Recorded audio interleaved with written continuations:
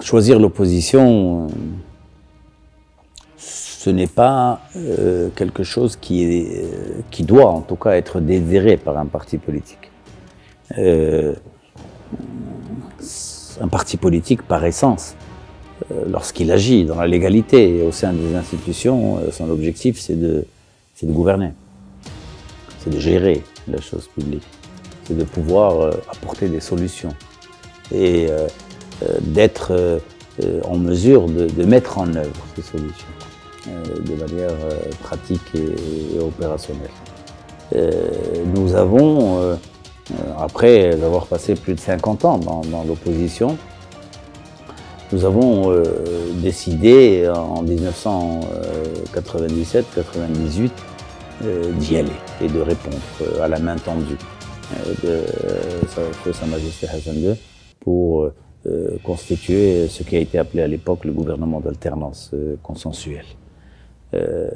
Depuis, nous avons participé aux différents gouvernements et nous le pensons très sincèrement et très modestement, l'apport du PPS a été un apport extrêmement intéressant dans les différents départements que nous avons gérés, qu'il s'agisse de l'éducation ou de l'agriculture ou de la recherche scientifique ou de la question de la femme et du développement social lors du premier gouvernement Youssoufi, ou qu'il s'agisse de la communication et la recherche scientifique dans le gouvernement Jto, ou qu'il s'agisse de nouveau de la communication et de la question féminine et du développement social dans le gouvernement Abbas El-Fassi, ou qu'il s'agisse des départements de l'habitat, de l'urbanisme, de l'aménagement du territoire et de la politique de la ville, de la santé, de la culture, de l'emploi et de l'eau dans le gouvernement Benkiran, et également, encore une fois, habitat, santé et eau dans le gouvernement Atmani. À tous ces niveaux, les réalisations parlent pour le PPS. Et sauf à aller interroger des milieux qui ont perdu la mémoire ou qui ont tout simplement une attitude négative à l'égard de tout ce qui se fait dans le pays, l'action des ministres du PPS est une action qui aura marqué les différents gouvernements qui se sont succédés depuis 1998. Et nous sommes fiers aujourd'hui de le constater, d'autant que nos ministres ont été des ministres honnêtes, travailleurs, et ils auront marqué de leur empreinte leur passage. Malheureusement, alors même que nous souhaitions que l'effort de réforme puisse continuer et que nous puissions répondre aux attentes qui continuent d'être grandes au sein de la société, eh bien c'est le contraire qui s'est produit depuis l'avènement du gouvernement Atmani, c'est-à-dire un climat d'inquiétude, un climat que vous retrouvez dans différents milieux, de refus, de rejet, qu'il s'agisse du milieu des affaires, avec l'impact extrêmement catastrophique sur l'investissement, qu'il s'agisse des couches moyennes, qui se sentent de plus en plus mal et dont beaucoup quittent le pays, ou essayent d'avoir des biens ou des résidences à l'étranger, ou qu'il s'agisse des couches les plus défavorisées. De manière générale, les gens ne se sentent pas bien. Et il y a un vide politique qui devient inquiétant. Et c'est pour cela que nous avons appelé, dès 2017-2018, un souffle démocratique nouveau. Malheureusement, nos appels n'ont pas été entendus. Et il a fallu le discours de Sa Majesté, le discours du trône du 30 juillet dernier, pour qu'il y ait cet appel à un remaniement ministériel.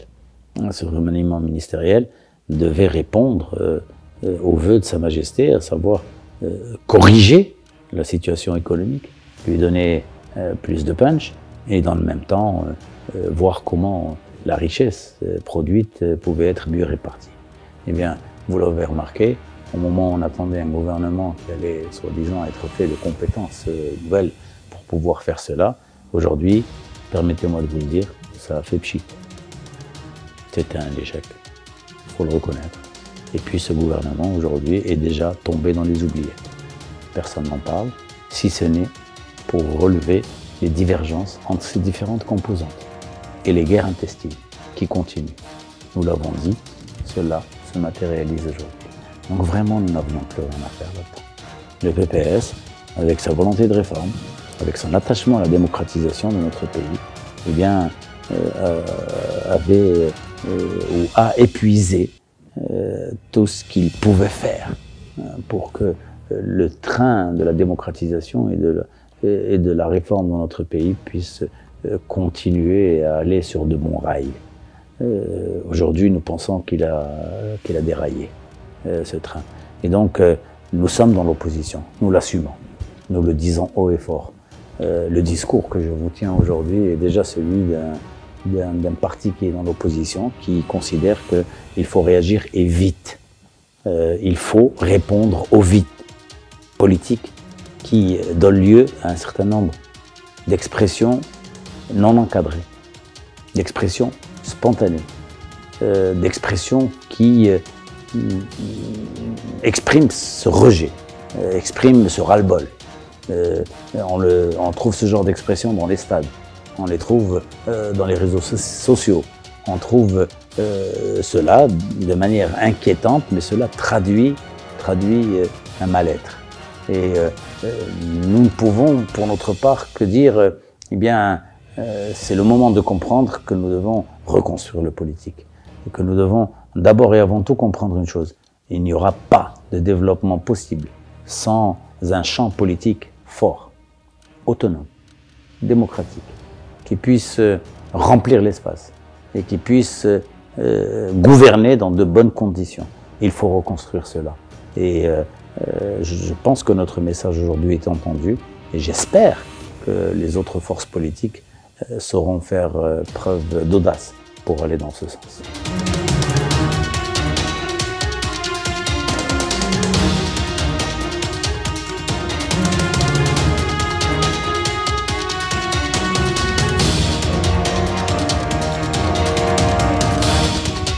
J'ai déjà eu l'occasion de le dire et aujourd'hui on est en plein dedans. De manière générale, notre champ politique assumait pleinement ses missions dans la première décade de ce nouveau siècle. Les choses allaient globalement de manière intéressante dans les différents gouvernements qui se sont succédés, mais également dans les rangs de l'opposition. Le fait de vouloir intervenir dans le champ politique et imposer une force a été une catastrophe et a donné des résultats extrêmement négatifs. Je pense qu'aujourd'hui, il y a une prise de conscience à ce niveau et que face au vide qui existe, il y a une volonté de reconstruire.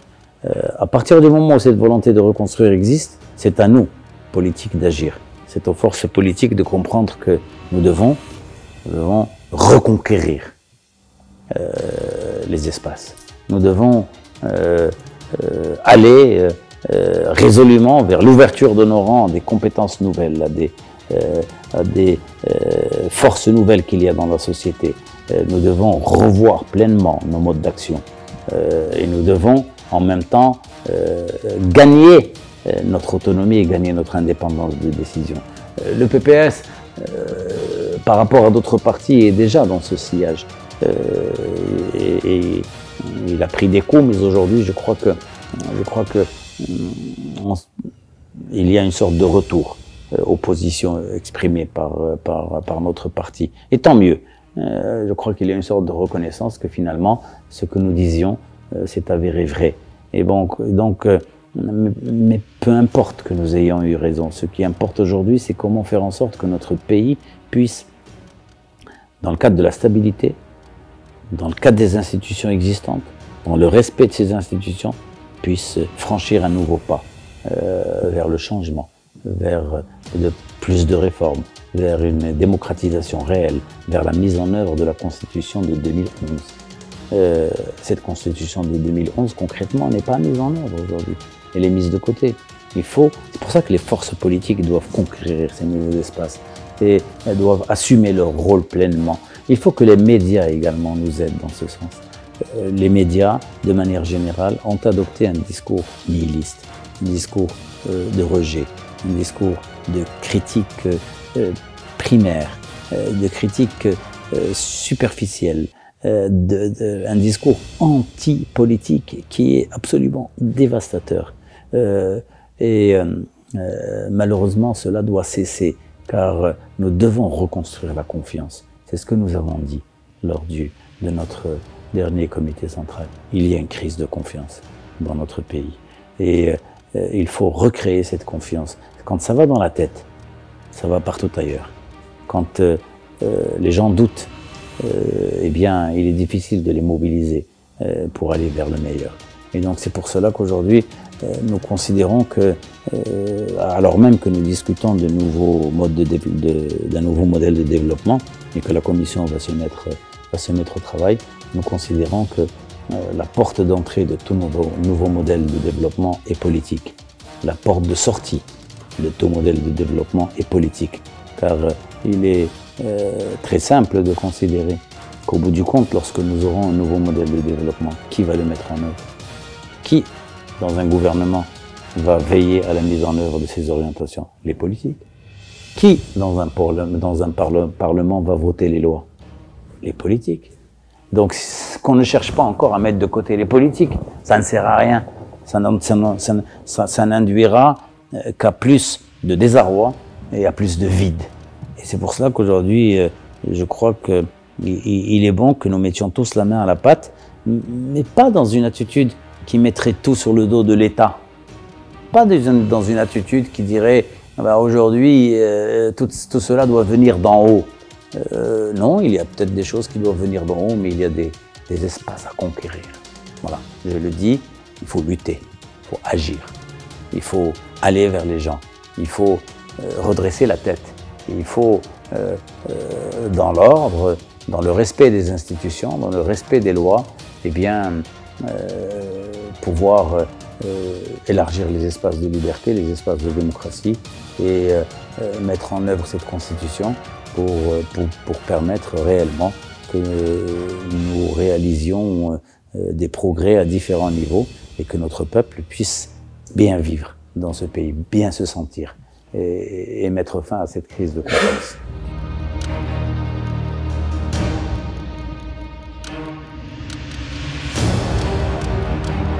Je disais que reconquérir le champ politique, reconquérir de nouveaux espaces, était la mission aujourd'hui des forces politiques pour se poser en acteurs principaux du changement. Lorsque je dis cela, ce n'est pas valable que pour les autres. C'est valable également pour l'UPPS.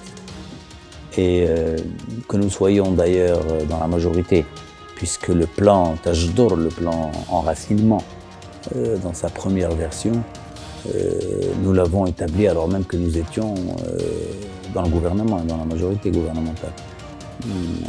Ou qu'il s'agisse du plan enracinement et fusion, Tajdour Ansehar, qui vient d'être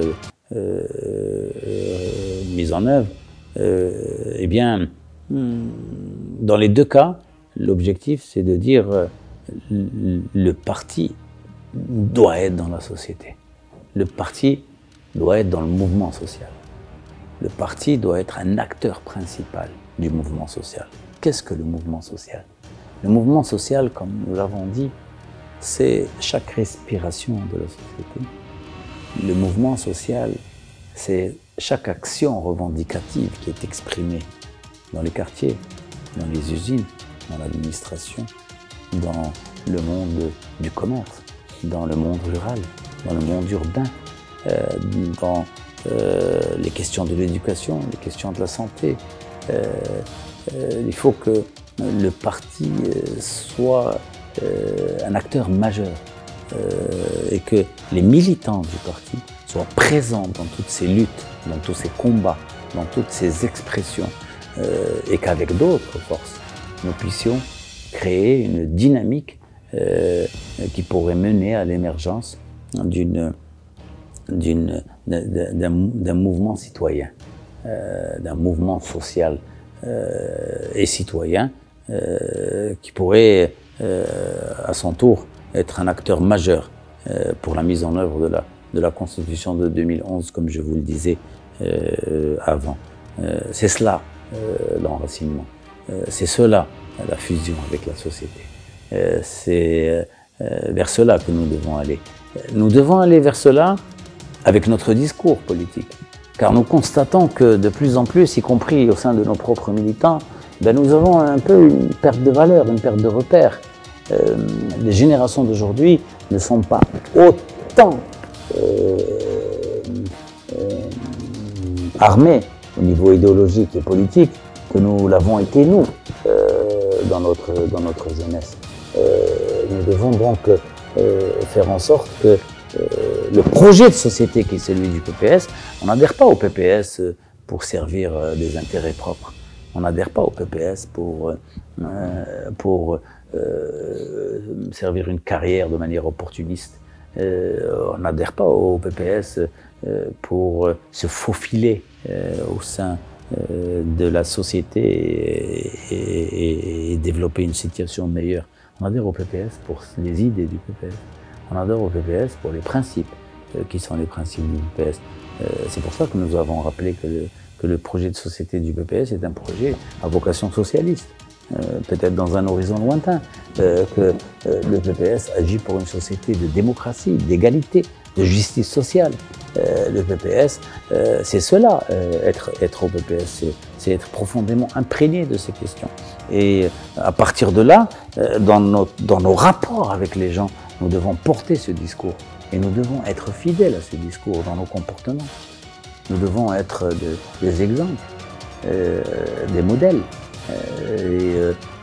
Surtout aujourd'hui, pourquoi? Parce qu'aujourd'hui, le peuple marocain n'accepte pas l'injustice, n'accepte pas l'oppression, n'accepte pas que notre système judiciaire soit biaisé, n'accepte pas les incohérences de notre système éducatif, n'accepte pas les atteintes à la dignité lorsqu'il s'agit de se présenter dans un hôpital pour être soigné. Notre peuple aujourd'hui, de plus en plus, n'accepte pas les situations de rente, n'accepte pas les situations de manque, de transparence dans l'économie. Notre peuple, de plus en plus, n'accepte pas qu'il y ait des différences sociales énormes au niveau des salaires, au niveau des privilèges. Et donc, eh bien, nous devons être nous-mêmes parfaitement exemplaires de ce point de vue. Et c'est comme cela que nous gagnerons la confiance des gens. Mais dans un deuxième temps, et c'est ce que dit cette stratégie de tâche d'or et d'enracinement et de fusion, tâche d'or et Nsehar, eh bien, elle dit qu'à travers ce discours politique, nous devons être en mesure de ne pas nous contenter de beaux discours. Parce que même si nous sommes exemplaires de ce point de vue, nous devons également être avec les gens dans leur lutte, dans tous les combats qu'ils mènent. Et nous avons considéré que pour ce faire, il y avait des efforts internes à faire. Et ces efforts, il fallait qu'ils passent d'abord par une plus grande formation politique et idéologique de nos militants, et qu'il fallait que cela se passe dans le terrain, pas juste au niveau théorique ou dans des salles de classe. La formation politique s'acquiert d'abord et avant tout dans les luttes avec les gens et dans l'action quotidienne politique. Et nous avons également considéré qu'en matière de communication, nous devions être en mesure d'être plus dans la proximité à l'égard de ce qui se passe dans la société, et notamment dans le monde du digital, dans les réseaux sociaux, ou dans la présence médiatique de manière générale.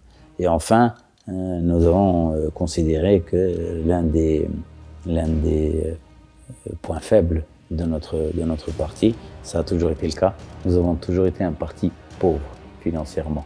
Et aujourd'hui, il est difficile de faire de la politique sans moyens financiers. Donc nous avons appelé à développer des moyens financiers plus importants pour pouvoir mener le combat qui est le nôtre dans de meilleures conditions. Voilà, c'est un peu cela cette stratégie qui a été adoptée à l'unanimité, comme d'ailleurs le rapport politique, mais il ne suffit pas d'adopter cela à l'unanimité.